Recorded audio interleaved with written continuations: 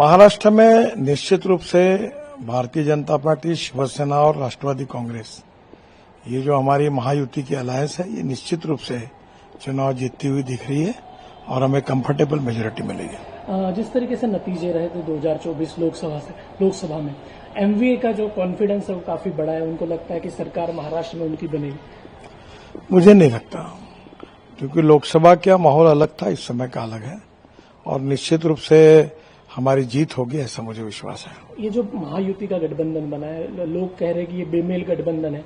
अजीत पवार की विचारधारा बीजेपी के साथ नहीं जुड़ती, उनको लाया गया है केवल सत्ता के लिए। लोगों में एक इस तरीके से मैसेज है और कैडर भी थोड़ा सा नाराज है, ऐसा कहा जा रहा है। देखिए, पॉलिटिक्स में तो अलायंसेस बनती है, लोग आते हैं जाते हैं और पार्टी का विस्तार करने के लिए और चुनाव जीतने के लिए अलायंसेस बनती है, ये तो कड़वा सच है।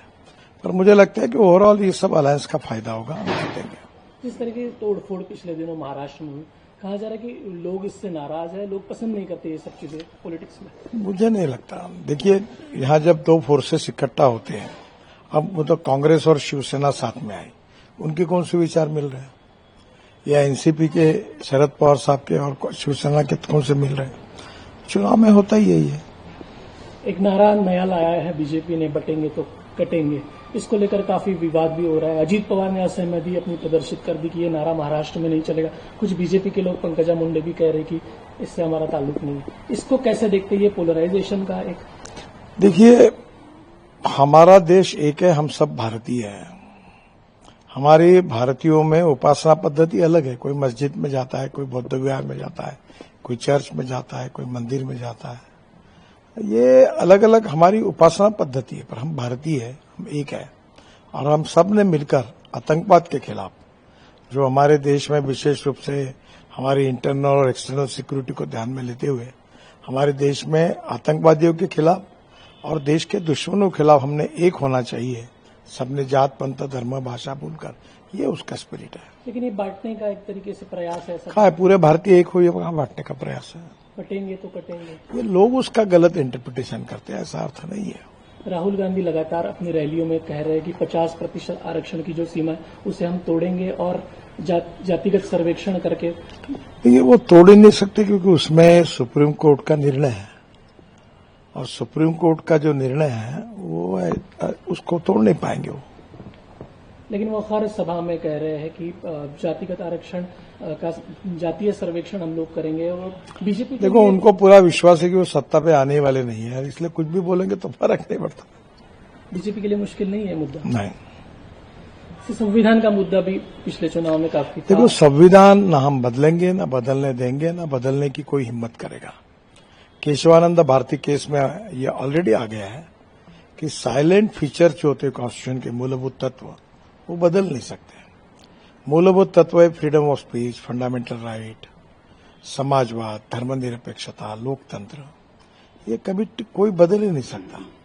रहे बाकी जो 3 चैप्टर है, उसमें सबसे ज्यादा संविधान तोड़ने का काम अगर किसी ने किया तो कांग्रेस पार्टी ने किया। कांग्रेस पार्टी ने इलाहाबाद हाईकोर्ट के निर्णय के बाद इंदिरा जी को बचाने के लिए बाबा साहब के संविधान की धज्जियां उड़ाई और 77 में जनता पार्टी ने आने के बाद फिर उस संविधान की जो गलतियां हुई थी उसको सुधारा है। लाडली बहन योजना की काफी चर्चा इन दिनों है, लेकिन कुछ जो अर्थ विशेषज्ञ हैं वो भी ऐसा भी कहते हैं कि ऐसी सब योजनाएं लाने के कारण जो आर्थिक स्थिति है वो कमजोर होगी। देखिए, आजकल सब जगह पर राजनीतिक पार्टी सरकार के द्वारा इंडिविजुअल बेनिफिट स्कीम्स लाती है और उसका फायदा होता है। और इंडिविजुअल जो गरीब है, शोषित है, पीड़ित है, उनके इंटरेस्ट के लिए स्कीम लाना कोई गलत नहीं है। अब ये सभी लोग लाते हैं, लेकिन उससे आर्थिक स्थिति नहीं जी। चुनाव के बाद हम आर्थिक स्थिति मजबूत करेंगे, रेवेन्यू बढ़ाएंगे। एक मुद्दा खासकर बनाया जा रहा है महाविकास आघाड़ी शरद पवार हो कि महाराष्ट्र में जो प्रोजेक्ट आने थे उसे बाहर ले जाया गया, गुजरात ले जाया गया और महाराष्ट्र जो नंबर 1 था उसे नीचे खसकाने का काम भारतीय जनता पार्टी कर रही है। ये गलत बात है। जो व्यक्ति इन्वेस्टमेंट करता है वो खुद निर्णय करता है कि कौन से गांव में, कौन से जिले में और कौन से राज्य में इन्वेस्टमेंट करना है, और वहां के गवर्नमेंट की जो पॉलिसी वो देखते हुए करता है।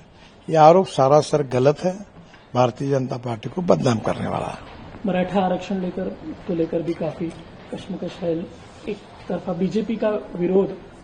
नहीं, ये तो मराठा आरक्षण के लिए तो देवेंद्र जी मुख्यमंत्री थे, उन्होंने उसके ऊपर मार्ग निकाल के मदद की थी, इसलिए स्वाभाविक रूप से मराठा आरक्षण के हम विरोधी नहीं है, पर वो जानबूझकर कुछ लोगों को गुमराह करने की कोशिश कर रहे हैं। तो चुनाव एकनाथ शिंदे के नेतृत्व में लड़ा जा रहा है, लेकिन कोई भी स्पष्ट तौर पर ये नहीं बोल रहा है कि अगले मुख्यमंत्री वही होंगे। देखिए, ये चुनाव एकनाथ शिंदे, अजित पवार और देवेंद्र फडणवीस तीनों के नेतृत्व में लड़ रहे हैं, और पार्टी हाईकमांड चुनाव के बाद हमारा पार्लियामेंट्री बोर्ड और चुनावी लोक प्रतिनिधि अपने नेता का निर्णय करेंगे। अगर बीजेपी की ज्यादा सीटें आएगी तो बीजेपी का दावा रहेगा सीएम? नहीं, अभी तो मैंने जो कहा ना कि पार्टी का जो शीर्षस्थ नेतृत्व है वो निर्णय करेगा। और एकनाथ शिंदे का परफॉर्मेंस ठीक नहीं रहा तो देखो, जब होगा तब पार्टी का जो शीर्षस्थ नेतृत्व वो निर्णय करेगा। एक ऐसा भी कहा जा रहा है कि 2019 में जब महाराष्ट्र में सत्ता स्थापना का जो चर्चाएं चल रही थी उसमें एक बड़े उद्योगपति शामिल थे, उस चर्चा में मध्यस्थता कर रहे थे। शरद पवार जी ने भी ये बात कबूली है कि ऐसी सब चर्चाएं चल रही थी एनसीपी को साथ लाने की। तो मुझे तो जानकारी नहीं है, ना मुझे कोई उद्योगपति इन्वॉल्व हुआ उसकी जानकारी नहीं, और मुझे पता नहीं। नितिन जी, आप अपने हर भाषण में कहते हैं कि महाराष्ट्र के लिए आपने क्या किया, तो आने वाले 5 सालों में आपका क्या एजेंडा महाराष्ट्र के लिए होगा, वोटरों को क्या बताएं? देखो, महाराष्ट्र सुखी, समृद्ध और संपन्न बनाना चाहिए। महाराष्ट्र में water, power, transport and communication, ये इंफ्रास्ट्रक्चर अगर अच्छा डेवलप हुआ तो खेती में और उद्योगों में प्रगति और विकास होगा, और महाराष्ट्र अव्वल नंबर पर जाएगा। आज भी महाराष्ट्र सभी बातों में आगे है, आगे रहेगा, और उसके लिए हम सब लोग मिलकर दिल्ली में महाराष्ट्र के विकास के लिए प्रयास करेंगे। आखिरी सवाल, क्या आप सोचते हैं महाराष्ट्र में कितनी सीटें बीजेपी जीतेगी या महायुति जीतेगी? मुझे लगता है कंफर्टेबल मेजोरिटी हमारे महायुति को मिलेगी और हमारा ही मुख्यमंत्री होगा।